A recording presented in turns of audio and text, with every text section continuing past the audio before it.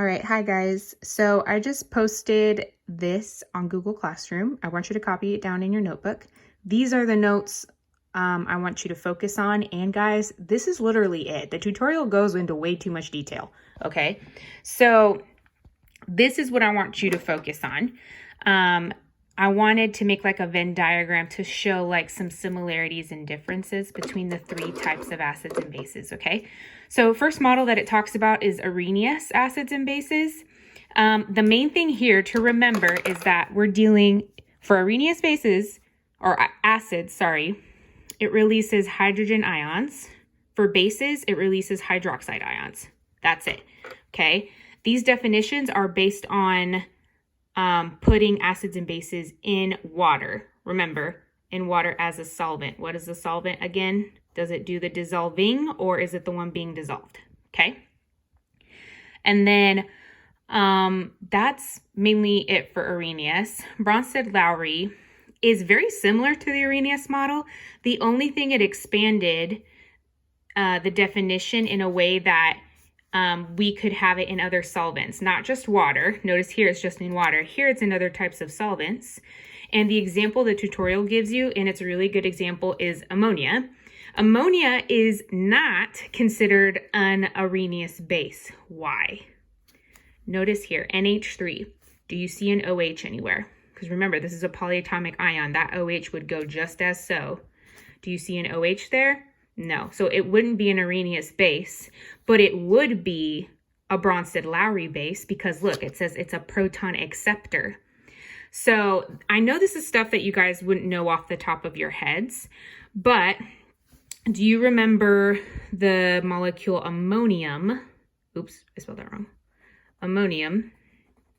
Okay, so this molecule right here could take one more proton. What is a proton again? A hydrogen ion. Proton, hydrogen ion is the same thing. Remember, hydrogen has one proton, one electron. But what if that electron leaves? You just have the proton left. If that electron is getting used, it's just considered a proton. So those two words are interchangeable, meaning they're the same thing, okay? So point being, ammonia is considered a Bronsted-Lowry base because it can still take one more proton to become ammonium, which is NH4. That was my point in that, okay? So let me fix that N, that's gonna bug me. Okay, and then Lewis was probably, you've heard of his name before when we did Lewis dot structures. Remember, it's when we had to write the chemical symbol and how many valence electrons they had. Was that the group number or the period number? Go back in time. And then notice that Lewis, what are we talking about here? Are we talking about protons? No, we're talking about electrons. So it's kind of like saying tomato, tomato.